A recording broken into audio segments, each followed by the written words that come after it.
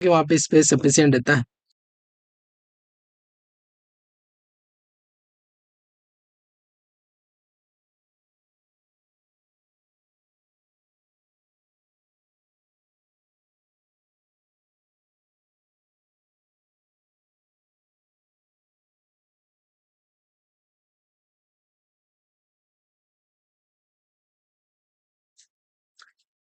Hello everyone, good morning सभी को। स्वागत है आप सभी का जेएनसी के ऑनलाइन डिजिटल प्लेटफॉर्म पे। वापस कनेक्ट हो जाए भाई सभी बच्चों को गुड मॉर्निंग। और सेशन स्टार्ट करते हैं। आज थोड़ी जो हमारी महारत मैराथन है, जो हमारी दौड़ है, थोड़ी लंबी रहने वाली है ना।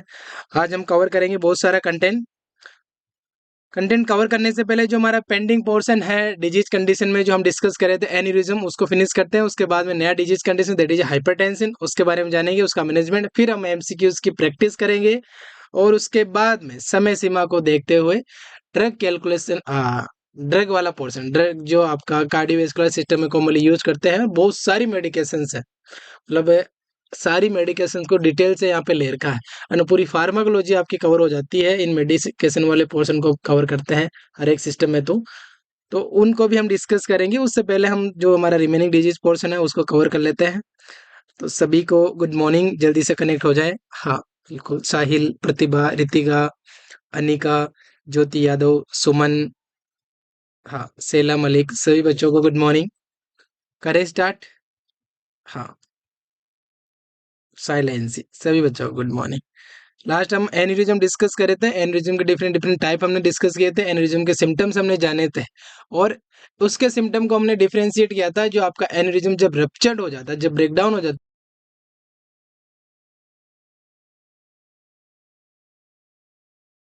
हो जाता है, एन्यूरिज्म, तो वहां पर अबनॉर्मल सिम्टम देखने को मिलते हैं जो कि नॉर्मली आपके एन्यूरिज्म से अलग होते हैं, है ना। वो सिम्टम ही हमने कल वाली क्लास में देख लिया था। आज हम डिस्कस करेंगे कि थोरेसिक जो आयोटा है उसके अंदर एन्यूरिज्म हो जाता है, तो उसको कैसे रिपेयर किया जाता है, उसको कैसे प्रिपेयर मतलब प्रिपेयर करें, कैसे उसको ठीक किया जाता है, कैसे ट्रीट किया जाता है, उन सारी चीजों को जानेंगे। उसके बाद में जो पेंडिंग पोर्शन है उन सबको कवर कर लेते हैं।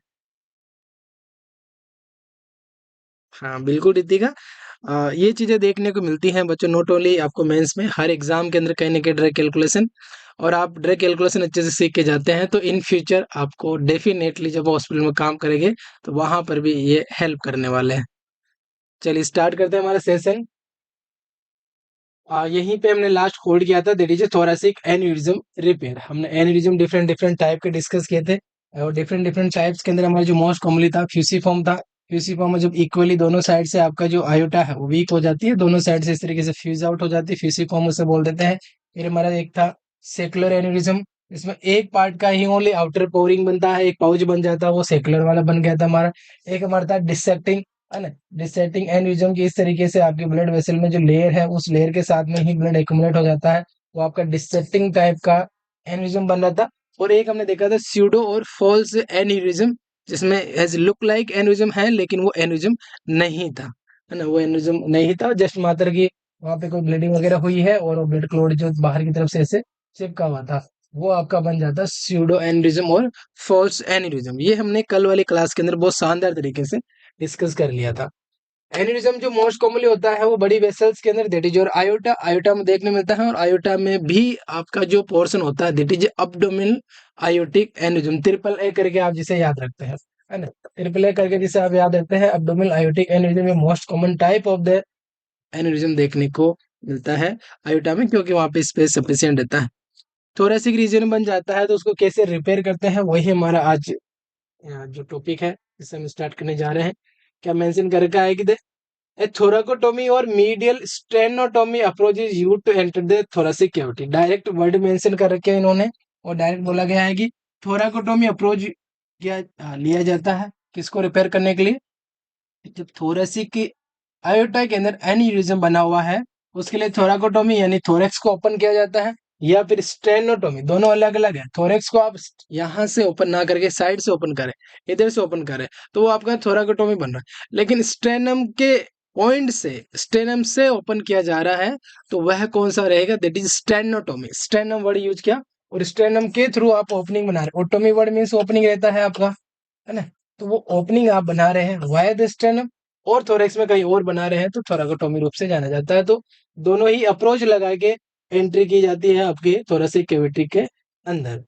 और the aneurysm is exposed and excise and graft और prosthetic is sewed on the aorta. जैसे हमने आयोटी अब्डोमिनल आयोटिक एन्यूरिज्म में क्या था कि जो भी हमारा एन्यूरिज्म है, जो भी आउटर पोरिंग है, जिसको हमें निकालना है तो उसको निकाल के उसको एक्सरसाइज कर लेते हैं। एक्सरसाइज मतलब उसको कट करके बाहर निकाल लेते हैं, और उसके बाद में वहां पे ग्राफ्टिंग लगा दी जाती है, या फिर जो भी प्रोस्थेटिक हमने देखा था डेक्रोन का, जो कल ग्राफ्ट देखा था, वो डेक्रोन ग्राफ्टिंग वगैरह करके वहां पे पेशेंट का जो सर्कुलेशन है और आयोटा का जो पेथवे है उसको कंटिन्यू कर दिया जाता है। तो that is your Dacron cuff grafting जिसे हमने बोला था, तो वो ग्राफ्टिंग वगैरह वहां पे लगा दी जाती है। तो सिंपली कि जो आपका आउटर पोर्ट बना हुआ है, आउटर पोरिंग होल का ये पोर्शन है, इसको एक्सरसाइज करके कट करके रिमूव कर दिया जाता है एक्सपोज करके, और उसके बाद में यहाँ पे ग्राफ्ट लगा के और वो जो आपका प्रोस्थेटिक डिवाइस लगा के आपके आयोटा की पेटेंसी को बना लिया जाता है। इसे सर्जरी के टाइम में जब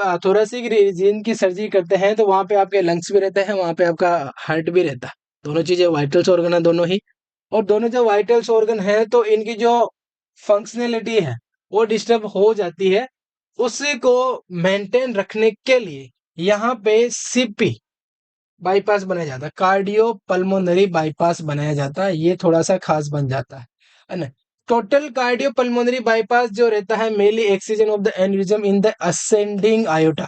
अगर असेंडिंग आयोटा के अंदर आपका एन्यूरिज्म बना हुआ है, हम पढ़ते हैं aorta ascending aorta then arch of aorta then descending aorta, अगर यहाँ पर आपका एन्यूरिज्म बना हुआ है, इसको एक्सरसाइज करने के लिए कंप्लीट कार्डियो पल्मोनरी बाईपास का हेल्प हमें लेना होता है। जैसे आपकी इक्मो इसी जो आपका कार्डियो पल्मोनरी बाईपास है वो इक्मो की तरह ही है, लेकिन एग्जैक्टली इक्मो नहीं है, फंक्शनलिटी लगभग सेम है ना।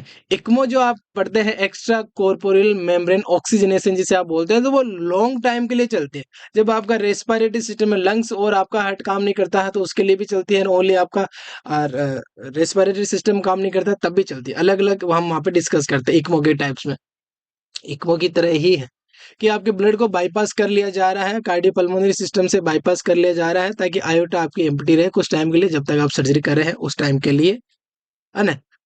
तो वो जो बाईपास होता है उसे बोला जाता है कार्डियोपल्मोनरी बाईपास, जो कि कुछ टाइम के लिए होता है। और टाइम क्या, हाँ exactly heart lung machine like.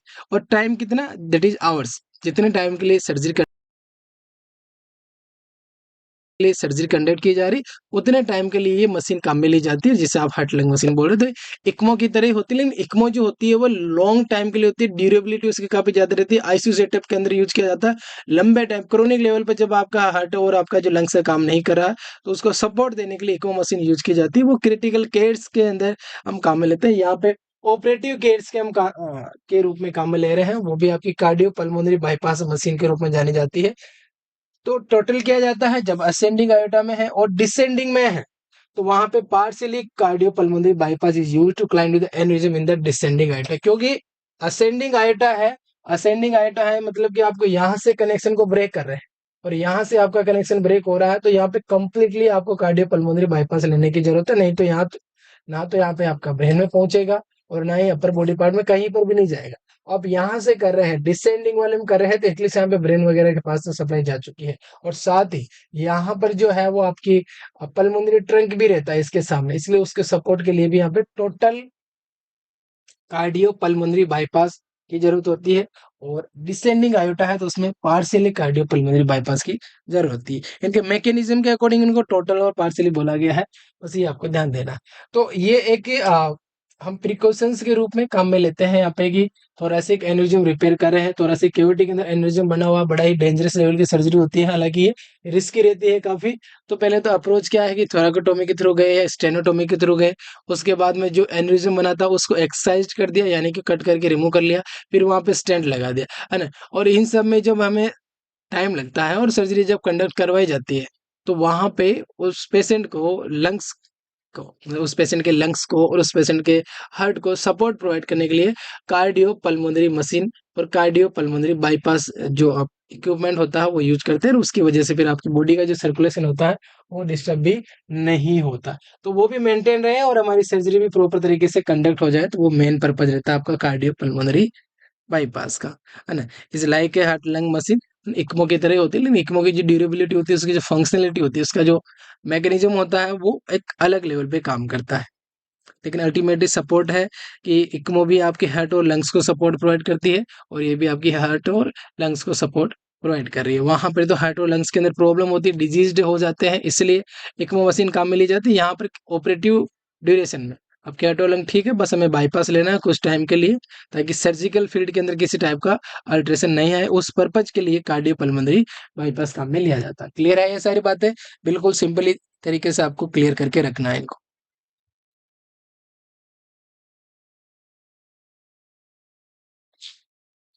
Post operative intervention क्या क्या है, तो मोनिटर द वाइटल साइन है, न्यूरोलॉजिकल एंड रीनल स्टेटस आपको असेस करना है, न्यूरोलॉजिकल भी देखना है, न्यूरोलॉजिकल की ब्रेन की ब्लड सप्लाई अल्टर नहीं हुई है, रीनल की ब्लड सप्लाई तो अल्टर नहीं हुई है, वो सारा स्टेटस आपको जानना है, वाइटल्स मॉनिटरिंग आपको करते रहना है ना। जब भी आप पढ़ते हैं तो सबसे पहले आपके सामने वाइटल साइन आते हैं, तो वाइटल साइन आपको मॉनिटरिंग वहां पे करते रहना है।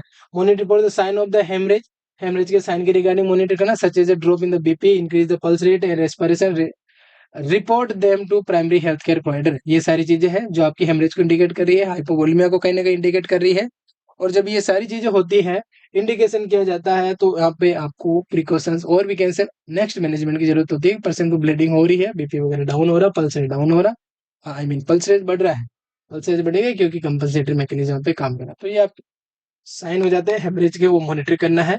Monitor the chest tube for an increase in the chest drainage which may indicate the bleeding और separation of the graft side. यहाँ पे चेस्ट ट्यूब भी प्लेस की जाती है, लेकिन ध्यान रहे यहाँ पे जो चेस्ट ट्यूब प्लेस कर रहे हैं वो हार्ट के लिए प्लेस कर रहे हैं, जो आपने आयोटिक सर्जरी की है उस सर्जरी के लिए प्लेस किया जा रहा है, ताकि वहां से कोई ड्रेनेज है तो वो बाहर की तरफ निकल जाए, ना कि आपके हार्ट लंग्स के लिए, ये आपको ध्यान देना। तो जो चेस्ट ट्यूब यहाँ पे प्लेस की जा रही है, जहाँ पे आपने सर्जरी की है उस फील्ड के अराउंड ये प्लेस की जाती है, और उसके अंदर ड्रेनेज देखा जाता है, उसके अंदर जो लेवल होता है वो असेस किया जाता है, पैटर्न देखा जाता है, ब्लीडिंग है किस लेवल का आपका ड्रेन आ रहा है, सीरस है, सीरोसेंगुइनस है, हेमरेजिक का, वो असेस करते हुए फिर फर्दर हम आगे मैनेजमेंट की तरफ बढ़ते हैं। बिल्कुल। क्लिपिंग भी आपका एक इसका ही एक्सरसाइज का पोर्शन होता है, और कॉमनली ये सेक्युलर एन्युरिज्म में किया जाता है। सेक्युलर एन्युरिज्म यानी कि इस तरीके से एक एन्युरिज्म बन रहा है, यहाँ पर क्लिप लगा दिया जाता है, यहाँ पर क्लिपिंग कर दी जाती है, यहाँ पे क्लिपिंग कर दी जाती है, वो एक बड़ी लेवल की सर्जरी नहीं होता। अगर छोटी साइज का एन्युरिज्म है और एक ओनली आपको आउटर पोरिंग एक पाउच देखने मिल रहा है, एक डिफाइंड पाउच है कि जिसको आप क्लियरली समझ सकते हैं, उसमें इजीली क्लिपिंग कर दी जाती है, और फिर बाद में वो अगर बड़ा है तो एक्सरसाइज किया जाता है, नहीं तो वो ऑटोमेटिकली एक्साइड हो जाता है, क्योंकि यहाँ की ब्लड सप्लाई अल्टेड हो जाती है। तो ये पोस्ट ऑपरेटिव इंटरवेंशन हो जाते हैं। Assess the sensation and motion of the all extremities noted by the primary health care provider, the deficit are noted, है ना। बाकी एक्सट्रीमिटीज के सेंसेशन वगैरह आपको नोट करते रहना, साथ ही वहाँ की ब्लड सप्लाई पे देखते रहना, क्योंकि आयोटा पे सर्जरी करना मतलब काफी बड़ी बात है, और आयोटा है यानी कि मेन ब्लड सप्लाई करने वाली आपकी ब्लड वेसल्स है, और उसमें अगर कुछ डिफेक्ट आता है तो आपके लोअर बॉडी पार्ट के अंदर ब्लड सप्लाई कॉम्प्रोमाइज हो सकती है, not only lower body part में। अगर असेंडिंग आयोटा में आप सर्जरी कर असेंडिंग आयोटा में कर रहे हैं, तो वहां पे अपर बॉडी पार्ट में भी डिफिसिट देखने को मिल सकता है, वहां पर भी प्रॉब्लम हो सकती है। तो बड़े लेवल की सर्जरी है तो प्रिकॉशंस लेना यहाँ पे थोड़ा सा इंपॉर्टेंट बन जाता है, which can occur because of lack of the blood supply to the spinal cord during the surgery. और यहाँ पर ये सेंसेशन के रिगार्डिंग बोल रहा है, तो सेंसेशन को भी आपको असेस करते रहना, क्योंकि ब्लड सप्लाई अगर आपकी नर्वस टिश्यूज को प्रॉपर तरीके से नहीं पहुंचेगी, जैसे यहाँ पे मेंशन कर रखा है स्पाइनल कॉर्ड, तो उसकी वजह से वहां पे अल्ट्रेशन देखने को मिल सकता है, न्यूरोलॉजिकल सिम्टम्स आपकी फील हो सकते हैं। Monitor the respiratory status and auscultate and breath sound to identify the respiratory complications. कुछ रेस्पिरेटरी कॉम्प्लिकेशंस तो नहीं आए, हमें रेस्पिरेटरी स्टेटस देखना है, रेट देखना है, रिदम देखना है। स्टेटस मतलब रेट और रिदम देखना है आपको, किस तरीके से पेशेंट सांस ले पा रहा है, किस तरीके से उसका रिदम चल रहा है। साथ ही ब्रीथ साउंड आपको अस्कल्ट करते रहना है कि नॉर्मल ब्रीथ साउंड आ रही है या फिर अब नॉर्मल है, कुछ फ्लूइड वगैरह अकुमुलेट तो नहीं हुआ है ना। तो वो भी आपको वहां पे देखना है, रेस्पिरेटरी कॉम्प्लिकेशन के रिगार्डिंग मॉनिटरिंग करना है। पोस्ट ऑपरेटिव मॉनिटरिंग हम डिस्कस कर रहे हैं उसके अंदर ही। Encourage the turning, coughing, deep breathing while the splitting the incision. ये भी आपको ध्यान देना है कि टर्न करते टाइम, कफ करते टाइम, है ना, ये तो कोई सी भी सर्जरी हो, आप हर सर्जरी के अंदर प्रिकॉशंस लेते ही है कि जो इंसिजन है उस इंसिजन में ज्यादा कॉम्प्लिकेशन नहीं बने, वो इंसिजन आपका डेhiscence नहीं, उसमें से कुछ कंटेंट बाहर नहीं निकले, जिसे आप वुंड एविसरेशन बोलते हैं। बड़े दो कॉम्प्लिकेशन आते हैं, वुंड डेhiscence, वुंड एविसरेशन। तो स्प्लिट आपको दबा बना के रखना है, उसको इस तरीके से प्रेस करके रखना है, क्योंकि आपने स्टेनोमेटोमी की है तो इस तरीके से लगा के रखेंगे, सपोर्ट होता है पिलोज वगैरह के थ्रू सपोर्ट किया जाता है, अब्डोमिनल सर्जरी में आप कॉमन पड़ता है। तो जो भी आपकी बॉडी के अंदर प्रेशर और स्टर्निंग प्रोड्यूस करने वाली एक्टिविटीज होती है, अगर वो पेशेंट कंडक्ट कर रहा है तो उस टाइम पेशेंट को अवेयर करना है कि आपको इंसिजन साइट है, ऑपरेटिव साइट है, वहां पे थोड़ा स्प्लिटिंग की जरूरत है और वीकेंड से थोड़े सपोर्ट की जरूरत है, ताकि वो जो इंसिजन लगाया वो आपका ओपन नहीं हो और वहां पे डेमेज देखने को नहीं मिले। Prepare the client for the discharge by the providing instruction regarding pain management, wound care activity restriction, ये सारे प्रोवाइड करना है, एजुकेशन का पोर्शन बन जाता है at the time of the discharge. वो आपको बताना है पेशेंट को कि पेन को मैनेज करके चलना, किस तरीके से मैनेज करेंगे पेन, पेन मेडिकेशन वहाँ पे रेगुलर प्रोवाइड की जाती है। वुंड केयर के रिगार्डिंग आप काउंसलिंग करेंगे, साथ ही जो एक्टिविटी रिस्ट्रिक्शन है कि कौन सी एक्टिविटी करना कौन सी नहीं करना, वो यही आपके सामने है। और एक्टिविटी रिस्ट्रिक्शन अभी क्यों बता रहे हैं, क्योंकि बड़ी सर्जरी हुई है ना, तो आयोटा पे ज्यादा प्रेशर हो, है ना, आयोटा पे बहुत ज्यादा प्रेशर नहीं, ऐसा नहीं है कि पेशेंट जाके वहाँ पे कबड्डी खेलने लग गया। कबड्डी खेलना मतलब आपकी बॉडी की बहुत सारी मसल्स यूज हो रही है, आपकी बॉडी के बहुत सारा बीएमआर काम में आ रहा है, वो एनर्जी काम में आ रही है, और उस टाइम जब आपकी ब्लड सप्लाई बढ़ेगी, हार्ट अच्छे से पंप करेगा, और हो सकता है कि वो जो पंप करा वो ब्लड अच्छे से आ रहा है, कार्डियक आउटपुट अच्छे से बन रहा है, तो वो आपकी जो आयोटा है वो सहन नहीं कर पाए। तो सर्जरी के अकॉर्डिंग हमें पेशेंट को काउंसलिंग करना होता है, अलग अलग लेवल पे आप ये काउंसलिंग भी करते हैं।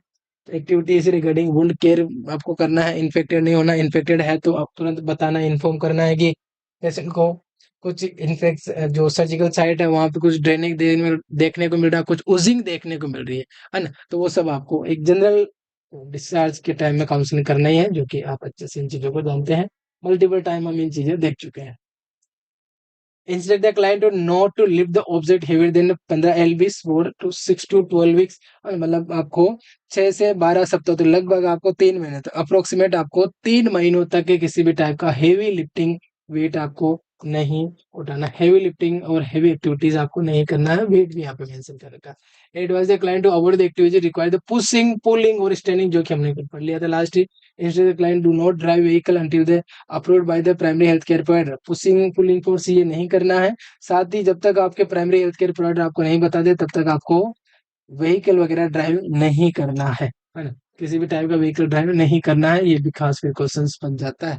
It's all about your, we can say, thoracic aneurysm repair, है ना, यही आपकी खास बात बन जाती है। बस क्वेश्चन बन सकता है तो कि थोरेसिक सर्जरी की है, थोरेसिक एन्यूरिज्म हुआ है, वहां पे आप किस तरीके से एज ए नर्सिंग एस्पेक्ट से आपको सोचना है।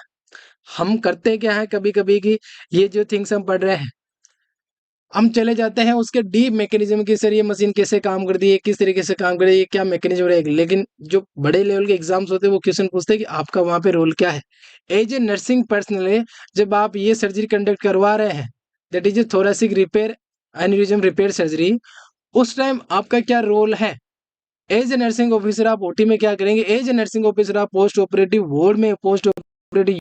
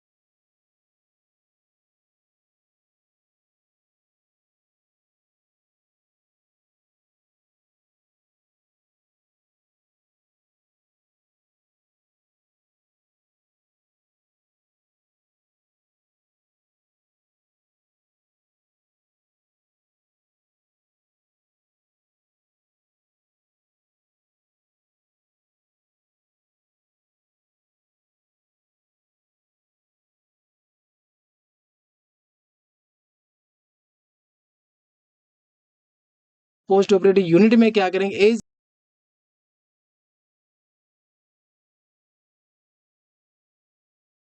ए नर्सिंग ऑफिसर आप पेशेंट को जब डिस्चार्ज कर रहे हैं इस सर्जरी के थ्रू, जो अभी पेशेंट अंडरगोन हुआ है उसको डिस्चार्ज करेंगे, तो एज ए नर्सिंग पर्सनल आप वहाँ पे क्या काउंसलिंग करेंगे, उन सब वर्डों पे आपको ध्यान देना, उन सब बातों पे आपको ध्यान देना है कि एज ए नर्सिंग ऑफिसर हम वहाँ पे क्या करेंगे, हमारा क्या रोल है ना, वो आपको ध्यान देना है, तब आपकी चीजें बिल्कुल स्मूथ हो जाती है। आप देखते हैं कि हमारा काम क्या एग्जैक्टली, नोट सेट यही पूछता है कि एज ए नर्सिंग ऑफिसर आपकी क्या प्रायोरिटी है, एज ए नर्सिंग ऑफिसर आप क्या इमीडिएट एक्शन लेंगे, एज ए नर्सिंग ऑफिसर आपका क्या कंसर्न रहता है वहाँ पे, यही क्वेश्चंस बनते हैं। तो इन चीजों को भी पकड़ना सीखना है आप लोगों को। देन नेक्स्ट हमारे सामने है एक और पोर्शन दे दीजिए, एम्बुलेक्टोमी। एम्बुलेक्ट यानी कि जो आपका एम्बुल है, एम्बुलस है, थ्रोम्बस है, उसको रिमूव करने की जो प्रोसीजर है उसको हम क्या बोल रहे हैं, एम्बुलेक्टोमी। एम्बुलेक्टोमी is a removal of an embolus from an artery using the catheter। Catheter use करते हुए एम्बुलस को रिमूव करना, आर्टरी से एम्बुलस को रिमूव करना, इस सर्जरी को बोला जाता है एम्बोलेक्टोमी। एम्बोलेक्टोमी। ए पेच ग्राफ्ट में भी required to close the artery, और अगर आप आर्टरी से रिमूव करेंगे तो आर्टरी में प्रिक करेंगे, और आर्टरी में प्रिक करेंगे देर में भी चांस कि वहां पे ब्लीडिंग हो, तो इसलिए इन्होंने बोला है कि एक पेच ग्राफ्ट वहां पे अप्लाई कर देते हैं, ताकि जो हमारी आर्टरी है, भाई ये आर्टरी है और इस आर्टरी के अंदर ये आपका एक एम्बुलस बना हुआ, अब इसको रिमूव करना है तो यहाँ से आपने कैथेटर इंसर्ट की है, अब ये कैथेटर आपने इंसर्ट कर दी और इसको निकाल रहे हैं, रिमूव करें, अब यहाँ से रिमूव किया है तो वो जो साइज है यहाँ पे इतनी बड़ी हो गई, अब ये जो आर्टरी है आपकी इस तरीके से हो गई, तो यहाँ से ब्लीडिंग होने की संभावना बन जाती है ना भाई, आर्टरी ओपन काफी हो गई, तो यहाँ पे ग्राफ्ट आप लगा सकते हैं पेचिंग वगैरह के लिए, यहाँ पे बताया गया है, ताकि आर्टीरियल ब्लीड वहां पे नहीं हो, हमें आर्टीरियल ब्लीड को कवर करना है, उसको कंट्रोल करना है। तो ये कॉमन आपका एक पोर्शन बन जाता है, दैट इज एम्बुलेक्टोमी। एम्बुलेक्टोमी प्री ऑपरेटिव क्या इंटरवेंशन आप लेते हैं एम्बुलेक्टोमी के अंदर, तो ऑप्टेन है baseline assessment of the peripheral pulses. Peripheral pulses आपको देखना है और साथ ही उसका बेसलाइन असेसमेंट देखना ही है कि इसका बेसलाइन क्या है, इसका बेसलाइन क्या है। आज सुबह वाले सेशन में जो देखा था कि हार्ट रेट आपकी कितनी है 52 है, तो हो सकता है कि वो उसकी बेसलाइन ही हो 52 ही हो, फिर वहां पर जो है सर हम एट्रोपिन देने लग गए, यही हुआ था मॉर्निंग के सेशन में। बेसलाइन आपको असेस करना जरूरी है, आपको पता होना जरूरी है कि एग्जैक्ट थिंग्स है क्या, बेस लाइन क्या है। नोट सेट का एग्जाम देने जा रहे हैं, आंखें बंद करके एग्जाम देने के लिए चले गए, या फिर डायरेक्ट एनक्लेस बुक पढ़ने लग गए, बेस लाइन क्या है एग्जैक्टली, किस तरीके के क्वेश्चंस आते हैं, किस तरीके का एग्जामिनेशन पैटर्न होता है, कैसे वहां पे वेटेज बनते हैं, पेपर कैसे बनता है, वो सारा अगर बेसिक स्ट्रक्चर जो आपको ढांचा पता है एक एग्जाम के रिगार्डिंग, तो आप उस एग्जाम में बेटर परफॉर्म कर पाते हैं, उस एग्जाम को आप अपनी तरफ अट्रैक्ट कर पाते हैं कि ये एग्जाम मेरे फेवर में काम करे, मेरे अकॉर्डिंग इस एग्जाम के अंदर रिजल्ट देखने को मिले। वो आपको पहले उसको समझना पड़ेगा, और समझना यही है, समझना यही है आप लोगों को कि उसका बेसिक क्या है, बेसलाइन क्या है ना, वही आपका कंसेप्ट क्या है, क्योंकि जब आपको बेसिक पता है तो उससे अप और डाउन क्या है वो आप इजीली आइडेंटिफाई कर सकते हैं, है ना। दोनों एग्जांपल कोरिलेट करके आप लोगों को बता दिए हैं। तो बेसलाइन आपको असेस करना ही है। Then administer the anticoagulant as prescribe, जैसे कि प्रिस्क्रिप्शन दे रखा है उसके अकॉर्डिंग एंटीकोगुलेंट मेडिकेशन देना है ना। और ये जो एंटीकोगुलेंट मेडिकेशन दे रहे हैं और मेडिकेशन आप दे रहे हैं थ्रोम्बोलाइटिक, ये जो मेडिकेशन है और इस मेडिकेशन को दे रहे हैं, फिर आप आर्टरी को और पंक्चर कर रहे हैं, भाई आर्टरी के थ्रू आप कैथेटर इंसर्ट कर रहे हैं, और यहाँ पे एंटीकोगुलेंट दे रहे हैं, थ्रोम्बोलाइटिक मेडिकेशन दे रहे हैं जो ब्लड को और पतला कर देगी। एंटीकोगुलेंट है जो क्लोट ही नहीं बनने देती, हालांकि जो थ्रोम्बोलाइटिक है वो तो बने हुए थ्रोम्बस को ब्रेक डाउन करती है, लेकिन ये जो है वो बनने ही नहीं देती है, एंटीकोगुलेंट थ्रोम्बस का फॉर्मेशन ही नहीं होने देती है। पढ़ेंगे शानदार तरीके से आगे ड्रग कैलकुलेशन के अंदर, एंटीकोगुलेंट थेरेपी जितने भी हेपेरिन वारफेरिन एस्पिरिन सबको जानेंगे, थ्रोम्बोलाइटिक मेडिकेशंस वहां पे जानने वाले बड़ा डिटेल से। तो ये जो मेडिकेशन दे रहे हैं ब्लीडिंग की संभावना यहाँ पे ज्यादा बन जाती है, तो प्रिकॉशंस के साथ देना है, लेकिन देना भी है क्योंकि आर्टीरियल सिस्टम है और वहां पर आपका क्या बना हुआ है, थ्रोम्बस बना हुआ, एम्बुलेंस बना हुआ, और वो अगर आगे ट्रेवल होते होके आगे पहुंच जाता है तो जहां भी जाएगा प्रॉब्लम क्रिएट करेगा, ब्रेन के पास जाएगा heart attack, ischaemic heart attack कोच करे, ब्रेन अटैक कोच करेगा, और हार्ट के पास जाता है, हार्ट के मसल के पास कार्डियक अरेस्ट, बेसिकली हमारा कार्डियक अरेस्ट नहीं होगा, एमआई, मायोकार्डिक इन्फार्क्शन कोच करेगा, रीनल के पास जाता है तो रीनल डैमेज करेगा, रीनल एम्बोलिज्म बना के पल्मोनरी सिस्टम में जाता है तो पल्मोनरी एम्बोलिज्म करेगा, तो उन सबको ट्रीट करना यहाँ पे जरूरी होता है। तो मैनेज करना है, administer with the anticoagulant medication, administer thrombolytic as prescribe, place the bed cradle on the bed to keep the weight of the linen from the causing pain and pressure. और एक पेशेंट है, हालांकि ये जो ऐसा measurement होता है ये कॉमनली आप बर्न वाले केसेस के अंदर लेते हैं, और साथ ही आप ये जो मेजरमेंट होता है ये मेजरमेंट लेते हैं जब आपके नर्वस सिस्टम से रिलेटेड डिसऑर्डर्स होते हैं उन केसेस के अंदर लेते हैं, ताकि किसी टाइप का कोई प्रेशर और पेन वगैरह सेंसेस फील नहीं हो। लेकिन यहाँ पर भी आपको ये ध्यान देना है कि बेड क्रेडल्स आपको साइड में रखना है, वेट है जो लिनन का वो आपका अबव रहना चाहिए पेशेंट से ऊपर, पेशेंट को इरिटेट नहीं करे। अवॉइड द बम्पिंग और जेरिंग द बेड, ना बेड को भी ज्यादा झरकी मूवमेंट जेरी और बम्पिंग नहीं करे, अचानक से ऊपर नीचे कर रहे हैं, पता चल रहा है पेशेंट सो रहा है, अचानक से बेड का जो हेड वाला एंड है उसको डाउन कर दिया, तो वो एक्टिविटी आपको नहीं करना है। वो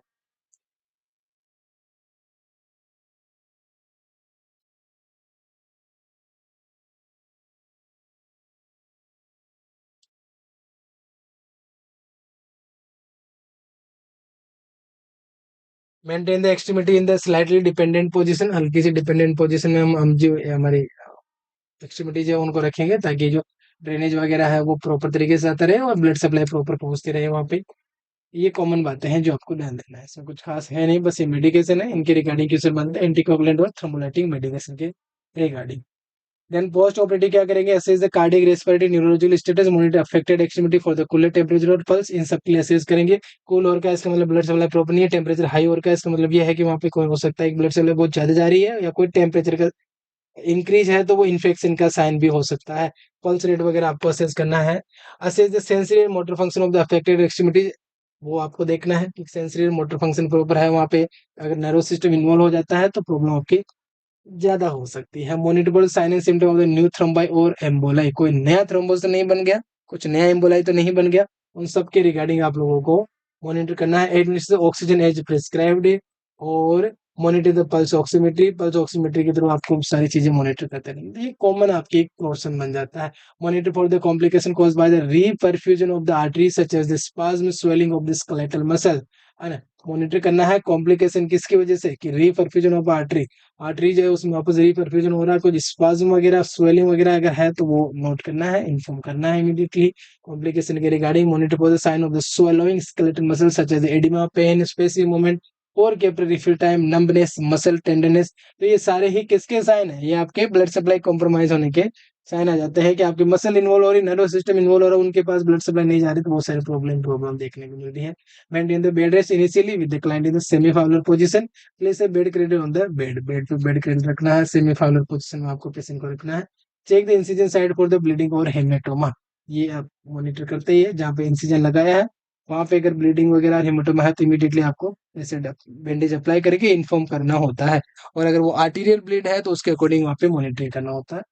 एडमिनिस्टर एंटीकोगुलेंट एज प्रिस्क्राइब, और सर्जरी होने के बाद में भी एंटीकोगुलेंट जो प्रिस्क्राइब कर रखी है तो उनको टाइमली एडमिनिस्टर करना है। Monitor the laboratory value related to anticoagulant therapy, कौन सी थेरेपी दे रहे हैं, हिपेरिन दे रहे हैं या वॉरफिन दे रहे हैं, उनके रिगार्डिंग आपको मॉनिटरिंग भी करते रहना है। हिपेरिन दे रहे तो एपीटीटी, और वॉरफिन दे रहे हैं तो पीटी आईएनआर वगैरह वहाँ पे असेस करते रहना, उनका थेरेपेटिक लेवल जानने के लिए, उनका इफेक्टिवनेस असेस करने के लिए कि वो मेडिकेशन जो इफेक्टिवली काम कर रही है, अच्छे से काम कर रही है या फिर नहीं काम कर रही है, डोज बढ़ाने की जरूरत है, डोज घटाने की जरूरत है, जो भी है वो आपको इफेक्टिवली वहां पे असेस करना है। तो ये मॉनिटरिंग आपको कंटिन्यू वहां पे करते रहना। क्लियर है ये बातें, इसमें कुछ खास बातें नहीं है, इसलिए मैं बस आपके सामने रैपिडली बढ़ रहा हूँ, है ना। तो उस तरीके से नहीं सोचना है कि सर इतना फास्ट, है ना।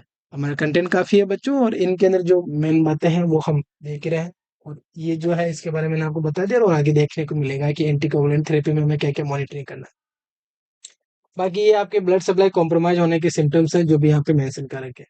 जैसे और आपके सामने है कि instruct the client to recognise the sign and symptom of the infection and oedema, इसके रिगार्डिंग आपको बताना है कि इन्फेक्शन से रिलेटेड कोई साइन हो, अब नॉर्मल ड्रेनेज हो, कुछ उजिंग वगैरह देखने मिले, है ना, रेडनेस एरिया देखने मिल रहा है, इन्फ्लामेशन देखने मिल रहा है ना, एडिमा है, तो वो आपको इंस्ट्रक्ट करना है और बताना है कि ये इन्फेक्शन से रिलेटेड है। Instruct the client to avoid the prolonged sitting, cross legging, ये सारी चीजें आपको अवॉइड करना, लंबे टाइम तो ना तो सिटिंग में रहता है ना क्रॉसिंग में रहना। वेस्कुलर डिसऑर्डर तो कोई से भी either they are related with the vein और they are related with the artery, हमें वहां पे क्रॉस लेगिंग्स और सिटिंग जो है लॉन्ग टाइम तक स्टैंडिंग, सभी चीजें हम लंबे टाइम के लिए अवॉइड करेंगे। Instruct the client to elevate the leg when sitting, और अगर आप बैठ जाते हैं तो पैरों को थोड़ा सा हार्ट के लेवल के आसपास रखने की कोशिश करें एडिमा को प्रिवेंट करने के लिए।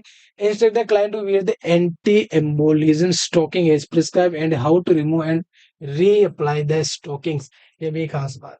स्टोकिंग जो है वो आपको लगाना है, वियर करने के लिए पेशेंट को काउंसलिंग करना है, लेकिन उनको किस तरीके से रिमूव करना है, किस तरीके से उनको रिमूव करना है। जैसे आप सॉक्स रिमूव करते हैं उस तरीके से उनको इनर फोल्ड करते हुए रिमूव करने के लिए पेशेंट को काउंसलिंग करना है। और वापस वियर करते हैं तो वापस इनर फोल्ड जो है उसको अंदर से बाहर की तरफ ओपन करते हुए वियर करने के लिए पेशेंट को काउंसलिंग करना, मतलब उनको डेमोन्स्ट्रेट करना है, बताना है कि किस तरीके से आपको स्टोकिंग को वियर करना है, किस तरीके से आपको स्टोकिंग को वियर करना है। बेसिकली आप स्टोकिंग पहने तो वो आती भी इसी तरीके के प्रेशर में है, तो कि वो फोल्ड ही आपकी इनर फोल्ड ही होती है, मतलब इनर से आउटर फोल्ड होती है, सिर्फ राउंड राउंड बनती रहती है ना। जैसे आप सॉक्स पहनते हैं, है ना, यूजली तो सॉक्स तो सर हम ऐसे उतार के फेंक देते हैं इधर से उधर, लेकिन जो हाई लेंथ वाले सॉक्स होते हैं, आपके नी तक जो लेंथ वाले सॉक्स होते हैं, उनको जब आप रिमूव करते हैं तो वो इनर फोल्ड होते हैं। तो वो फोल्डिंग किस तरीके से करना है, वियरिंग किस तरीके से करना है, वो आपको पेशेंट को काउंसलिंग करना है। देखिए क्या कुछ करना पड़ता है आपको, ये भी करना पड़ेगा, बताना है पेशेंट को। इसलिए जो नर्सिंग है उसको नोबल प्रोफेशन बोला जाता है, कि वहां पे पेशेंट की जो केयर होती है एक लेवल तक प्रोवाइड की जाती है, और ऐसी केयर जो रहती है वो पैलिएटिव पेशेंट्स को दी जाती है। ऐसे पेशेंट जो रिहेबिलिटेटिव फेज में होते हैं उनको ये काउंसलिंग प्रोवाइड की जाती है ना। और यहाँ पर तो हमारे एंटी एम्बोलिक स्टोकिंग हम प्रोवाइड कर रहे हैं, वो आपको ध्यान देना है। Instruct the client to ambulate daily, और मूवमेंट के लिए जोकिंग के लिए पेशेंट को मोटिवेट करेंगे ताकि वो घूमे फिरे थोड़ा बहुत, तो हेल्थ जो इश्यूज है वो थोड़ा रिजोल्व हो। Instruct the client about the anticoagulant therapy and the hazard associated with the anticoagulant. Anticoagulant therapy की इंपॉर्टेंस है तो बताना ही है। उसके अलावा इसके हज़ार्ड जो है, इससे एसोसिएटेड जो कॉम्प्लिकेशंस है उनके बारे में भी बताना है, कि कोई प्रॉब्लम हो तो आपको इमीडिएटली बताना है। इससे प्रिकॉशंस भी आपको लेके रहना है। ऐसा नहीं है कि आप ये लेके बैठो और ब्लीडिंग हो रही है तो वो सारी चीजें भी आपको मॉनिटर करना है। तो जब भी एंटीकोगुलेंट थेरेपी देते हैं, है ना? जब भी एंटीकोगुलेंट थेरेपी देते हैं तो उसके रिगार्डिंग सेफ्टी प्रिकॉशंस को भी आपको बताना है। देन उसके बाद में वेना कावा फिल्टर, एक और एक डिवाइस होती है जो वेना कावा के अंदर एज ए फिल्टर के रूप में काम करती है, ताकि अगर कोई एम्बुलेंस बना हुआ है या फिर आपका कोई थ्रोम्बस बना हुआ है, तो वो थ्रोम्बस आपका ट्रेवल करता हो आगे नहीं पहुंचे और प्रॉब्लम ज्यादा क्रिएट नहीं हो, तो उसके लिए एक फिल्टर यूज किया जाता है। उससे वेना कावा फिल्टर रूप से जानते हैं क्या होता है, इसके बारे में थोड़ा पढ़ लेते हैं। कि इंसर्शन ऑफ द इंट्रा केवल, इंट्रा इंट्रा यानी एक की बात की जा रही, केवल यानी वेना कावा, कि वेना कवा के अंदर फिल्टर इंसर्ट किया जाता है। अम्ब्रेला क्यों बोला, कि अम्ब्रेला सेप का होता है, बेसिकली वो जो फिल्टर होता है वो सेप का रहता है, इस तरीके से रहता है। यहाँ पे छोटे छोटे पोर रहेंगे, अभी हम देखेंगे इसकी इमेज भी। और ये वेना कवा के अंदर इस तरीके से है, तो ये ब्लड इस तरीके से ट्रेवल कर रहा है, ये इस तरीके से ट्रेवल कर रहा था। ये कौन सी वेना कवा, इंफीरियर वेना कवा है ना। तो ये जो फिल्टर होता है इसका सेप अम्ब्रेला होता है, इसलिए अम्ब्रेला लिखा हुआ है यहाँ पे।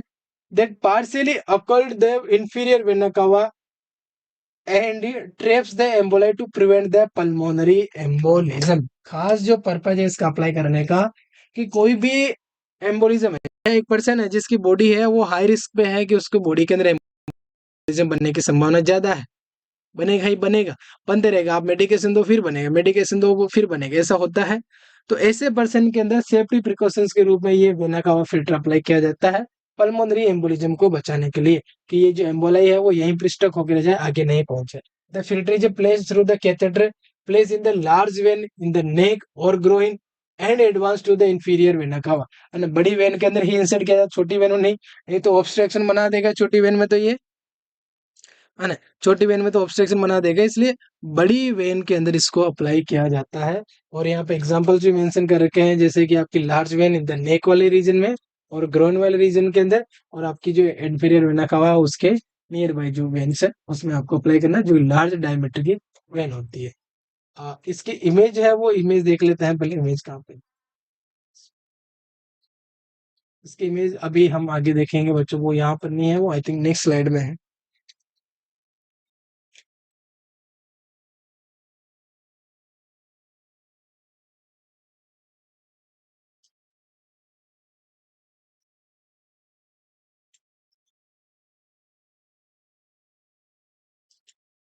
ये इसकी इमेज है ना, इंफीरियर वेना कवा के अंदर आप देख पा रहे हैं कि यहाँ पर ये फिल्टर लगा हुआ, ये फिल्टर लगा हुआ है, इसका क्रॉस सेक्शन लेके ये जूम आउट करके यहाँ दिखा रखा है।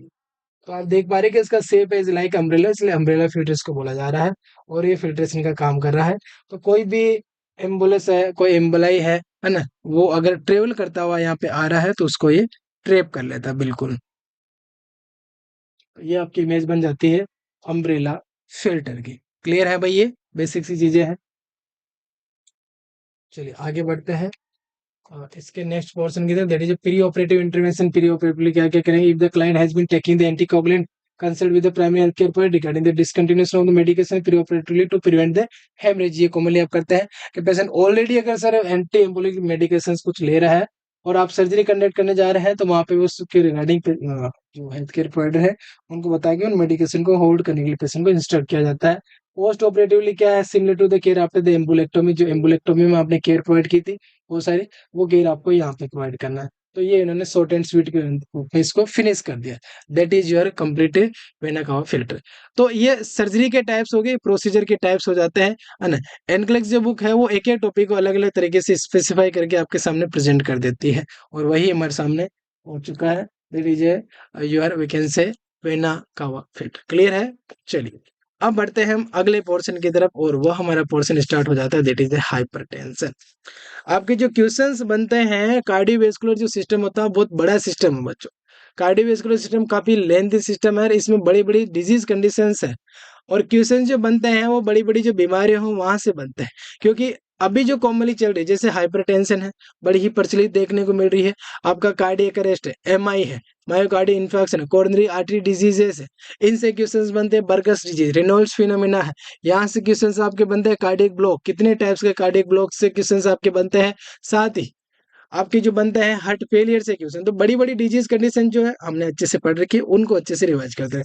कभी कभी ऐसी छोटी मोटी जो चीजें आती है आप लोगों को थोड़ा सा ऐसे वी कैन से डिस्करेज कर देती है कि सर ये चीज क्या है, ये तो हमने फर्स्ट टाइम देखी, ये हमें समझ नहीं आ रहा। ठीक है, ज्यादा लोड नहीं ले, जस्ट चीज को समझे कि है क्या, क्या इसका पर्पज है, कहाँ पे ये काम में आ रही है, किस तरीके से आप केयर प्रोवाइड करते हैं। अब पोस्ट ऑपरेटिव पेशेंट भले ही कोई हो, कैसा ही हो, केयर आपकी कॉमन रहती है। कुछ कुछ पॉइंट्स तो कॉमन रहते ही है कि पोस्ट ऑपरेटिवली केयर कैसे करते हैं। इंसिजन की केयर करते हैं, वुंड की केयर करते हैं, पेशेंट का ऑक्सीजन सेचुरेशन मेंटेन रखते हैं, वाइटल्स मॉनिटरिंग करते हैं, पोजीशन से रिगार्डिंग केयर करते हैं, उसका बेड रिटर्न नहीं रहे उससे रिगार्डिंग केयर करते हैं, यूरिन आउटपुट अच्छे से रहे उसके रिगार्डिंग केयर करते हैं, पेशेंट का एनपीओ ब्रेक रिगार्ड हो उसके रिगार्डिंग केयर प्रोवाइड करते हैं, एनपीओ नहीं ब्रेक हो रहा तो आई फ्लूइड वगैरह देना है उसके रिगार्डिंग केयर करते हैं, रूटीनली एंटीबायोटिक मेडिकेशन वहां पे देना, ये केयर करते हैं। ये कॉमन आपका जो फंक्शन रहता है पोस्ट ऑपरेटिवली वो रहता है। तो मैक्सिमम सर्जरीज के अंदर यही रहता है। कुछ बड़ी साइज की सर्जरी हो सकती है, कुछ छोटी साइज की सर्जरी हो सकती है, कुछ अलग अलग बॉडी पार्ट की सर्जरी हो सकती है। कॉमन यही आपके निकल के आते हैं। कॉम्प्लिकेशन के अंदर इन्फेक्शन होने की संभावना, रिजेक्ट होने की संभावना,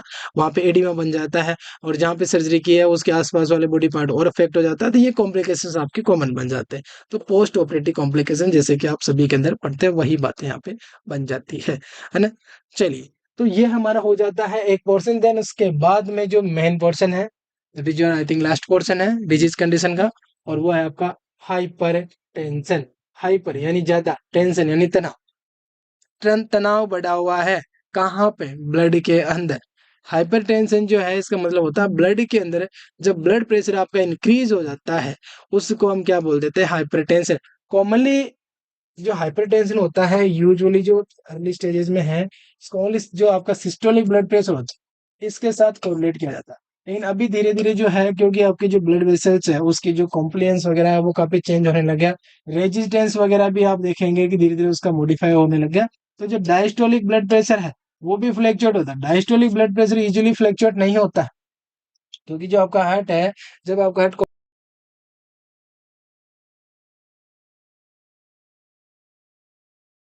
कॉन्ट्रैक्ट करता है, जब आपका हार्ट पंप करता है, तो मेनली जो फोर्स जनरेट करता है, जो प्रेशर बनाता है, वो आपका सिस्टोलिक ब्लड प्रेशर होता है, और यही आपका फ्लैक्चुएट होता है, यही आपका भी अर्ली स्टेज में बढ़ता है ना। लेकिन आपकी जो डायस्टोलिक ब्लड प्रेशर होता है वो भी हल्का फुल्का मॉडिफाई होता है। वो डिपेंड करता है कि हाइपरटेंशन का कोज क्या है, हाइपरटेंशन क्यों हो रहा है ना। उस कोज पे डिपेंड होता है डायस्टोलिक ब्लड प्रेशर का। लेकिन मेनली हम पढ़ते हैं सिस्टोलिक ब्लड प्रेशर का इंक्रीज हो जाना आपका हाइपर टेंशन के फॉर्म में जाना जाता है। That is your hyper tension. Start करते हैं हमारा नया पोर्शन। डेफिनेशन क्या है, एमसीक्यू प्रैक्टिस सारा हम एक साथ ही करेंगे, इसलिए हम डायरेक्ट डिस्कस करने जा रहे हैं हाइपरटेंशन के रिगार्डिंग। स्टार्ट करें भाई? अरे यस नो सब रेडी है, प्रिपेयर है सब मेंटली, क्योंकि ये भी एक खास पोर्शन बनता है। इसमें से भी काफी पीक पीक पॉइंट्स है जिनको हम निकालने वाले हैं, है ना? जो आपके डायरेक्ट एग्जाम्स के अंदर क्वेश्चन बन जाते हैं उनको हम कवर करने वाले हैं हाइपरटेंशन के अंदर। जब आपका रक्तचाप बढ़ा हुआ देखने को मिलता है, रक्तचाप बढ़ा हुआ रहता है, उसे क्या बोल दिया जाता है? हाइपरटेंशन। डेफिनेशन क्या लिखी हुई कि for an adult as more than the 18 year and older, है ना? 18 साल से ऊपर की एज है, अडल्ट बोल दिया जाता है, या बुढ़ापे की बात कर रहे हैं। उसके अंदर जो नॉर्मल ब्लड प्रेशर होता है, systolic blood pressure 120 mm of Hg, diastolic blood pressure होता है वो 80 mm ऑफ एचजी रहता है। ये जो यूजुअल ब्लड प्रेशर होता है, ये आपका यहाँ पे एक नॉर्मल डेफिनेशन मेंशन कर रखी है। इस ब्लड इस ब्लड प्रेशर में फ्लक्चुएशन आना, और फ्लक्चुएशन कैसा? इंक्रीज होना। फ्लक्चुएशन यहाँ पे क्या हो रहा है? इंक्रीज हो रहा है, बीपी यहाँ पे बढ़ रहा है। फ्लक्चुएशन मतलब कि डाउन भी हो सकता है, दैट इज हाइपोटेंशन ऑल्सो। लेकिन यहाँ पर क्या है? यहाँ पर है हमारा फ्लक्चुएशन हो रहा है अपर साइड में। ये नॉर्मल रेंज दे रखी है आपकी बीपी की, that is 120/80, 120/80 mm of Hg. Elevated blood pressure is defined as systolic blood pressure between 120 to 129. It's your systolic blood pressure and diastolic blood pressure. ये बिलो यहाँ पे जो है वो वर्ड थोड़ा मेंशन ठीक नहीं है, अबव 90 रहेगा, है ना? डायस्टोलिक जो ब्लड प्रेशर है वो आपका, अगर blood pressure increase hypertensive state है तो वहां पे आपका 80 to 90 की फेज जो रहता है वो आपका बन जाता है hypertensive stage, that is systolic blood pressure versus diastolic blood pressure. और ये जो सिनेरियो बनता है ये आपका बन जाता है, इट इज द हाइपरटेंशन। अब इसकी क्लास से हम पढ़ते हैं, आगे जानेंगे पूरी क्लास डिटेल से। तो ये जो फेज होती है इसको डेफिनेटिव हाइपरटेंसिव फेज नहीं बोला जाता, कि इसके बाद में पर्सन को हाइपरटेंशन हो सकता है। इसलिए ये जो फेज मेंशन कर रखी है आपकी बुक्स के अंदर, और आप डाटा देखेंगे तो वहां पे मेंशन कर रखा है। और अलग अलग जो कॉम्पिटिटिव बुक्स है, आपकी जो ऑथेंटिक बुक है जो आपके सिलेबस एकेडमिक सिलेबस के अंदर आप काम में लेते हैं, वहां पे इसको as a pre hypertensive stage के रूप में क्लासिफाई करेगा। प्री हाइपरटेंसिव, तो pre hypertensive is the different things. और हम इसकी स्टेज फर्स्ट, स्टेज सेकेंड, आपकी हाइपरटेंसिव इमरजेंसी, हाइपरटेंसिव क्राइसिस, वो सारी चीजें डिस्कस करेंगे आगे, उन सबको जानने वाला है। तो ये एक जनरल डेफिनेशन हो जाती है कि ब्लड प्रेशर आपका हाई रहता है, बढ़ा रहता है, वो आपकी कौन सी रेंज रहती है। अभी यहाँ से क्वेश्चन आपके बनते हैं, दो फेज है। एक फेज आपकी ये वाली है कि हाइपरटेंशन जो है जिसे हम स्टेज 1 बोल रहे हैं, और एक होती है हाइपरटेंशन स्टेज 2। अब आप इसमें देखेंगे कि मेनली सिस्टोलिक जो ब्लड प्रेशर है वो इंक्रीज है, डायस्टोलिक लगभग आपका 80 से 89 के आसपास ही है। डायस्टोलिक जो हम as a pre hypertensive stage में देख रहे हैं वही आपको यहाँ पे देखने मिल रहा है अकॉर्डिंग टू योर एनक्लेस बुक। बाकी स्टेज 2 है उसके अंदर आपका सिस्टोलिक ब्लड प्रेशर एटलीस्ट 140 है, यानी अबव द 139 है, और डायस्टोलिक ब्लड प्रेशर एटलीस्ट आपका 90 mm ऑफ एचजी है, यहाँ पर आपका 89 है। ये आपका बन जाता है स्टेज 2 हाइपरटेंशन। आपके सामने क्वेश्चन आ गया कि ये पर्सन है ना, ये पर्सन है, ये कौन सा स्टेज का हाइपरटेंशन, ये कौन सी स्टेज है? क्या ये नॉर्मल है? क्या ये प्री हाइपरटेंसिव स्टेज है? क्या ये स्टेज 1 का हाइपरटेंशन है? ये स्टेज 2 का हाइपरटेंशन है? तो ये पैरामीटर बिल्कुल आपको क्लियर करके रखना है। यही पैरामीटर आपके ज्यादातर बुक्स में दे रखे हैं, है ना? 120 टू 130 तक आपका है, 129 बेसिकली इसको बोला जाता है, 129 तक है, 30 तक भी समझ लिया जाता है। तो वो आपका प्री हाइपरटेंसिव स्टेज है, प्री हाइपरटेंसिव स्टेज। लेकिन आपका 132 सिस्टोलिक ब्लड प्रेशर की हम बात करें, 132 139 तक है, तो ये आपका स्टेज फर्स्ट बन जाता है, स्टेज फर्स्ट बन जाता है। वहीं पे अबव 140 है और इक्वल, इक्वल और अबव दोनों वर्ड यहाँ पे लिखे, तो वो आपका स्टेज 2 हाइपरटेंशन है। ये आप लोगों को थोड़ा सा क्लियर करके चलना है, ये आप लोगों को थोड़ा सा क्लियर करके चलना है। बिल्कुल इजी चीजें है ये, है ना? बस कंफ्यूज नहीं होना है। और क्योंकि हाइपरटेंशन जो है आजकल हर दूसरे तीसरे पर्सन को देखने को मिल जाता है, कहीं ना कहीं सर बीपी तो बढ़ता ही है, बढ़ता है वो प्रॉब्लम नहीं है, बढ़ा हुआ रह जाता है वो प्रॉब्लम की बात। बीपी तो बढ़ता ही है सर, हमारा तो दिन में 100 बार बढ़ता है, होता है आप लोगों में? कि सर आज ये टॉपिक पढ़ लिया, आज वो टॉपिक पढ़ लिया, आज इसने डांट दिया, आज उसने डांट दिया, आज ये प्रॉब्लम होगी, और हमारा तो बीपी जो है इतना इतना फ्लैक्चुएटिंग है कि सर हमारा मोबाइल फोन की बैटरी भी डाउन हो जाती है तो भी हमारा बीपी फ्लैक्चुएट हो जाता है ना। कुछ गुड न्यूज़ सुन ली तो भी हमारा बीपी फ्लैक्चुएट हो जाता है, कुछ बैड न्यूज़ आ गई तो भी हमारा बीपी बढ़ जाता है, और गुड न्यूज़ आ रही है, नोट सेट मेन का एक रिजल्ट आने वाला, तो भी अचानक से बीपी बढ़ जाता है। तो क्या ये हाइपरटेंशन है? नहीं, ये हाइपरटेंशन नहीं, ये आपकी बॉडी का नॉर्मल फिजियोलॉजिकल रिस्पॉन्ड है, कंसिस्टेंटली बढ़ी हुई है। इवन द रेस्ट के बावजूद भी आपकी 3 कंटिन्यू रीडिंग बढ़ी हुई आती है, रेस्ट के बावजूद बोल रहा हूं मैं। इवन दो रेस्ट के बावजूद भी पेशेंट की बीपी परसिस्टेंटली बढ़ी हुई है, उसको बोल दिया जाता है हाइपरटेंशन। रेस्ट करने के बाद में भी 135 आ रही है, रेस्ट करने के बाद में भी 142 आ रही है, 135 आ रही है, स्टेज फर्स्ट 142 142 है, स्टेज 2 का हाइपरटेंशन है ना। ये आप लोगों को ध्यान देना है, ये आप लोगों को ध्यान देना। तो कॉमनली आपकी अचानक से फ्लैक्चुएट होती है, वो नॉर्मल रिस्पॉन्ड है, आपकी बॉडी की जो सेल्स होती है, आपकी बॉडी की जो ऑर्गन्स होते हैं, वो अचानक से डिमांड करते हैं। भाई तनाव वाली सिचुएशन में क्या होता है, तनाव वाली सिचुएशन में कि आपकी बॉडी की जो एक्टिविटी अचानक से बढ़ जाती है, कोई भी न्यूज़ सुनिए, अचानक से आपका जो ब्रेन है वो एक्टिवेट हो जाता है, और आप बहुत सारा सोचने लग जाते हैं, ये सोचने लगे, वो सोचने लगे, या कुछ काम कर रहे हैं, फिजिकल एक्टिविटी कर रहे हैं, तो अचानक से आपके जो मसल्स है, आपकी बॉडी के टिश्यूज है, वो एक्टिव हो गए, काम करने लगे, और जैसे वो एक्टिव होते हैं तो उसको डिमांड ज़्यादा चाहिए, ज़्यादा डिमांड चाहिए, तो आपका ब्लड प्रेशर जो हार्ट होता है वो फोर्सफुली पंप करने लगता है कि सप्लाई करे, सप्लाई करे, सप्लाई करे, और वो सप्लाई करता है तो आपकी बॉडी के अंदर फुलफिल होती है। जैसे आप फाइट एंड फ्लाइट सिस्टम में पढ़ते हैं, ऑटोनॉमी नर्वस सिस्टम के अंदर सिंपैथेटिक नर्वस सिस्टम में हम पढ़ते हैं, तो वो सिस्टम यही होता है, नॉर्मल फिजियोलॉजिकल रिस्पॉन्ड रहता है, लेकिन कंसिस्टेंटली है, बढ़ा हुआ है, तो वो आपका बन जाता है हाइपरटेंशन। हाइपरटेंशन स्टेज फर्स्ट की जो रीडिंग्स है, पैरामीटर्स है, वो आपको ध्यान देना है, साथ स्टेज 2 के जो पैरामीटर्स है वो भी आप लोगों को ध्यान रखना है ना। ये खास पैरामीटर बन जाते हैं आपके दोनों टाइप से regarding, type 1 hypertension and type 2 hypertension. इनको टाइप 1 भी बोल दिया जाता है, ये जो मेंशन कर रखा है इसको type 1 hypertension, that is stage first hypertension, and type 2 hypertension. Hypertension जो होती है बड़ी खतरनाक लेवल की बीमारी होती है, धीरे धीरे आपकी बॉडी के अंदर पता नहीं कहाँ कहाँ पर क्या क्या डैमेज कर देती है। हाइपरटेंशन मतलब बहुत नेक्स्ट लेवल की डिजीज कंडीशन है।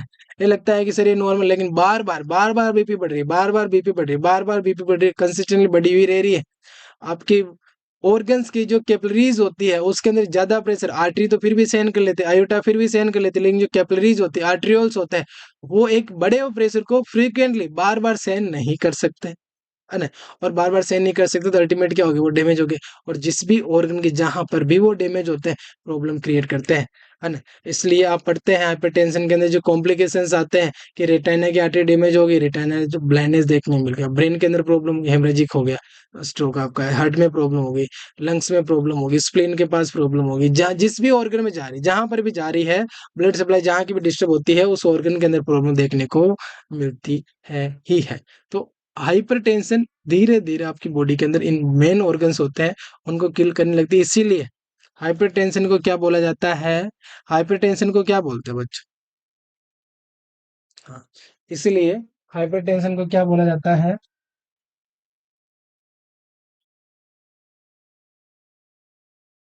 साइलेंट फीवर बोला जाता है इसको, है ना।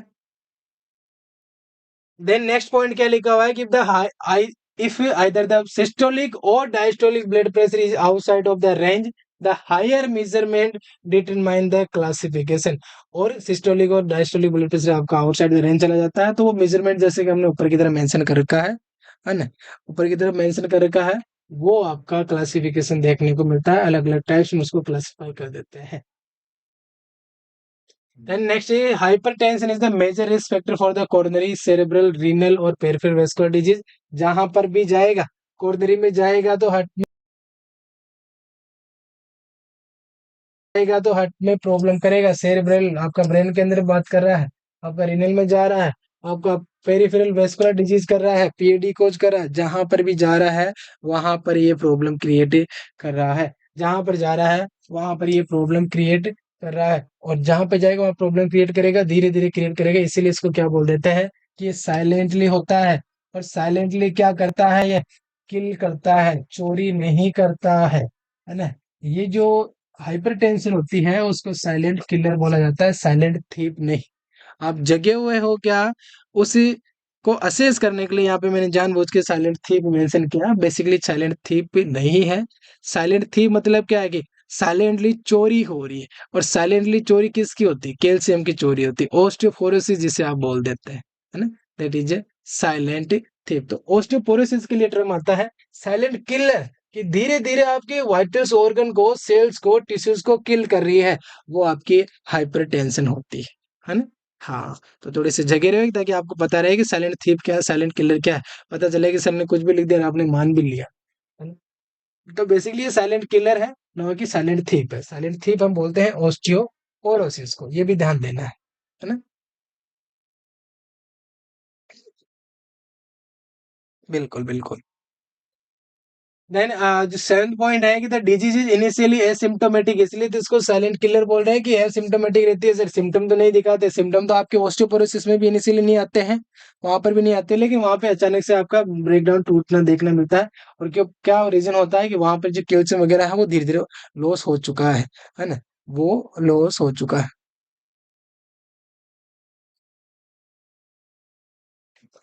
देन उसके बाद में the goal of the treatment include the reduction of the blood pressure, preventing और lessening the extent of the organ damage. देखिए यहाँ पे जो गोल है उसमें यहाँ पे बिल्कुल भी नहीं लिखा हुआ है कि हमें इसको क्योर करना है। गोल ऑफ द ट्रीटमेंट क्या है, हमें ब्लड प्रेशर को रिडक्ट करके रखना है, हमें प्रिवेंट करना है कॉम्प्लिकेशन, इसके जो भी ऑर्गन डैमेज कॉम्प्लिकेशन करती है, उन ऑर्गन डैमेज को हमें बचा के रखना है, ज्यादा डैमेज नहीं हो, और आपका जो ब्लड प्रेशर है वो कंट्रोल रहे, वो आपका एक रिडक्शन रेंज में रहे और कंट्रोल रेंज में रहे। क्योंकि हाइपरटेंशन कंप्लीटली ठीक हो जाए कि पहले बीपी बढ़ा रहता है लंबे टाइम तक और फिर बाद में बिल्कुल ठीक हो, पॉसिबल नहीं है। कंट्रोल आप रख सकते हैं इसको, इसको आप रिड्यूस करके रख सकते हैं, लेकिन कंप्लीटली कि सर इसको क्योर ही कर देंगे एक लंबे टाइम तक, ऐसे एंटीबायोटिक का कोर्स लेके आप इन्फेक्शन को ट्रीट कर सकते हैं, वैसा पॉसिबल नहीं है। तो लाइफ स्टाइल मॉडिफिकेशन वगैरह, एक्सरसाइज वगैरह जो यहाँ पे कंडक्ट की जाती है, पेशेंट को बहुत सारी चीजें बताई जाती है, वो मॉडिफिएबल फैक्टर्स जो होते हैं वो इनको, इसी को कंट्रोल रखने के लिए किए जाते हैं, इसको बढ़ने से रोकने से बचाने के लिए किए जाते हैं, इसके कॉम्प्लिकेशन को और ज्यादा स्प्रेड होने से बचाने के लिए ये सारी चीजें की जाती है ना? तो ट्रीटमेंट का जो गोल है हमारा क्या है कि reduction of the blood pressure and prevent और lessening the extent of the organ damage. Non pharmacological approach क्या रहता है, तो लाइफ स्टाइल चेंजेस किए जाते हैं, ट्रीटमेंट गोल की बात कर रहे हैं यहाँ पे, लाइफ स्टाइल चेंजेस किए जाते हैं, may be prescribe initially if the blood pressure can not be decrease after 1 to 3 month, the client में रिक्वायर द फार्माकोलॉजिकल ट्रीटमेंट। ये क्वेश्चन बन सकता है बच्चों, है ना, कि अर्ली स्टेजेज है, न्यूली डायग्नोस्ड है हाइपरटेंशन के थ्रू, न्यूली डायग्नोस है हाइपरटेंशन के थ्रू, वहां पे क्या करेंगे मैनेज करने के लिए। और हाइपरटेंशन में कोई ज्यादा बड़ा हुआ नहीं, ऐसे नहीं कि हाइपरटेंसिव क्राइसिस है कि उसमें इमीडिएटली आपको फार्माकोलॉजिकल मैनेजमेंट करना ही पड़ेगा। हाइपरटेंशन है यानी कि 130 के आसपास है, तो उसको अर्ली स्टेजेस में लाइफ स्टाइल जो मॉडिफिकेशन होते हैं, लाइफ स्टाइल जो चेंजेस होते हैं, डाइटरी मॉडिफिकेशन, एक्सरसाइज वगैरह ऐड कर दी जाती है ना। और जो भी मॉडिफिकेशन होते हैं वो बता के मॉडिफाई किया जाता है आपकी इस पैटर्न को, और कंट्रोल किया जाता है ब्लड प्रेशर को लगभग 1 से 3 महीने तक। अगर 1 to 3 मंथ में ये डिक्रीज होके कंट्रोल रेंज में आपकी ब्लड प्रेशर आ जाता है, इसका मतलब ये है कि आपकी जो नॉन फार्माकोलॉजिकल थेरेपीज थी वो इफेक्टिव है, वो सही से काम कर रही है। लेकिन अगर उनसे भी ठीक नहीं हो रहा है तो फिर वहां पे फार्माकोलॉजिकल मैनेजमेंट लिया जाता है। और सर ये अर्ली स्टेज में क्यों स्टार्ट नहीं करते, पहले ही फार्माकोलॉजिकल मैनेजमेंट ले लेते कितना बढ़िया है, नहीं, पहले फार्माकोलॉजी में नहीं लिया जाता है, क्योंकि पेशेंट यहाँ पे डिपेंड हो सकता है, ब्लड प्रेशर जो है आपका मेडिकेशन पे डिपेंड हो सकता है। और फिर अगर बीपी की टेबलेट एक बार स्टार्ट हो जाती है, आपने सुना भी होगा कि क्या लेता है बीपी की टेबलेट, क्यों लंबे टाइम से चल रही है, बीपी की टेबलेट अगर एक बार स्टार्ट हो जाती है तो फिर आपकी ब्लड जो होती है, आपकी जो ब्लड वेसल जो होती है उसके अकॉर्डिंग एडजस्ट हो जाती है, और फिर वो लेना मस्ट होता ही है, लेना ही पड़ता है। अगर नहीं लेते हैं तो फिर आपको काफी फ्लक्चुएशन देखने को मिलता है। इवन तो कोई सर्जरी है इसलिए क्वेश्चन नहीं बनता है यहाँ से। एक पर्सन है जिसका एनपीओ रखा गया है, एक पर्सन है जिसको एनपीओ रखा गया है और उसकी हिस्ट्री है हाइपरटेंशन की, पेशेंट एम्लोडिपिन लेता है 5 mg पर ओरली पर डे, है ना। ये कंडीशन बना दी, क्वेश्चन पूछ लिया कि एनपीओ रखा गया है क्योंकि उसके बाद सर्जरी करना है, तो क्या करेंगे, एम्लोडिपिन को क्या करेंगे, आप ओरली दे देंगे, या ओरली तो एनपीओ है, या फिर आप उसको पेशेंट को आईवी दे देंगे वो मेडिकेशन, या फिर पेशेंट को देंगे ही नहीं, उसको स्किप करने के लिए बोलेंगे, या फिर बोलेंगे सिप्स ऑफ वाटर के साथ लेना है। बता दो भाई। अभी आएगा नूतन, ये भी हम डिटेल से डिस्कस करेंगे बच्चे। तो जो चार ऑप्शन मैंने बताए हैं, है ना, ये सीनियर बना के क्वेश्चन पूछा जाता है कि पेशेंट को एनपीओ रखा गया है, एम्लोडिपिन ले रहा है, हाइपरटेंसिव स्टेज है, क्या करना है वहां पे, क्या मेडिकेशन स्किप करना है, मेडिकेशन ओरल फॉर्म में दे सकते हैं आप फुल वाटर के साथ में, मेडिकेशन आप आईवी फॉर्म में दे सकते हैं, मेडिकेशन आप डबल डोज के रूप में ले सकते हैं, या मेडिकेशन को सिप्स के साथ लेने के लिए बोलेंगे। जो राइट आंसर बनता है वो सिप्स के साथ लेने के लिए बोला जाएगा पेशेंट को, क्योंकि हाइपरटेंसिव मेडिकेशन है, इनको आप विदाउट नहीं कर सकते, लेना है तो लेना ही है, सिप्स के साथ ले ले, है ना, एक घूंट वाटर के साथ इसको ले ले, लेकिन लेना ही है, पेशेंट को बोलेंगे लेना, नहीं लिया तो वहां पे ब्लीडिंग होने की संभावना ज्यादा है, क्योंकि अगर हाइपरटेंसिव मेडिकेशन नहीं ली तो हाइपरटेंशन कंट्रोल में नहीं रहेगा, और इंसिजन लगाया, एनपीओ रखा कोई सर्जरी के लिए और इंसिजन लगाया तो बीपी बढ़ा हुआ है, और जब हाइपरटेंसिव स्टेज है और उस स्टेज के अंदर आपने ब्लड वेसल को डैमेज कर दिया तो ब्लीडिंग बहुत ज्यादा होने की संभावना बन जाती है, तो मेडिकेशन देना ही है, रोकना बिल्कुल भी नहीं। Sips of what is the best answer.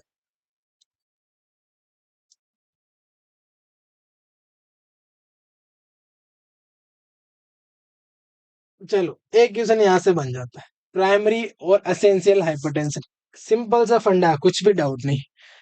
Primary और सेकेंडरी दो टाइप के हाइपरटेंशन, प्राइमरी मतलब कि एग्जैक्टली उनका कॉज पता नहीं है सर, एग्जैक्टली कॉज पता नहीं है, डायरेक्टली हो रही है, जैसे उम्र के साथ ओल्ड एज होती है तो वहां पे बीपी बढ़ता ही है, ओल्ड एज होती है तो वहां पे हाइपरटेंशन होता ही है, what is that, that is primary hypertension, that is essential hyper, कि होना ही है, एक एज के साथ साथ होना ही है।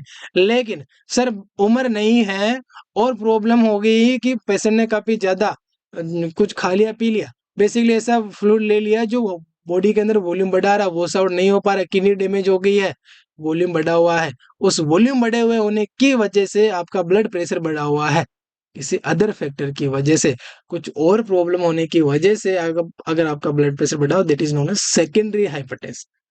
प्राइमरी और सेकेंडरी, जब भी आप डिजीज कंडीशन, कोई सी भी डिजीज कंडीशन कहीं पर भी किसी भी सिस्टम के अंदर, किसी भी आपकी बॉडी पार्ट के अंदर, प्राइमरी मतलब यह है कि वो खुद इन्वॉल्व हो रहा है, प्राइमरी फैक्टर खुद है, सेकेंडरी किसी और की वजह से हो रहा है, सेकेंडरी किसी और की वजह से हो रहा है, ये बस आपको क्लियर करके रखना है कि खुद इन्वॉल्व हो रहा है उसकी वजह से प्रॉब्लम हो रहा है, that is a primary factor. Secondary factor कि कहीं और प्रॉब्लम है उसकी वजह से वहां पे प्रॉब्लम हो रही है, that is secondary factor. Clear है ये, तो यही यहाँ पे मेंशन कर रखा है, प्राइमरी और एसेंशियल हाइपरटेंशन में रिस्क फैक्टर क्या क्या है, एजिंग है, फैमिली हिस्ट्री है, ओबेसिटी है, स्मोकिंग है, स्ट्रेस है, एक्सेसिव एल्कोहल है ना, कि सर स्मोकिंग है एल्कोहल है ये तो बाहर से फैक्टर ले रहे हैं तो इनकी वजह से तो सेकेंडरी होना चाहिए, नहीं, सेकेंडरी मतलब कि आपकी बॉडी के अंदर कुछ और डिजीज कंडीशन है, सेकेंडरी मतलब कि आपकी बॉडी के अंदर कुछ और डिजीज कंडीशन है और उस डिजीज कंडीशन की वजह से आपका ब्लड प्रेशर बढ़ा हुआ देखने मिला है, तब उसे हम बोलेंगे कि वो आपका क्या है, सेकेंडरी है।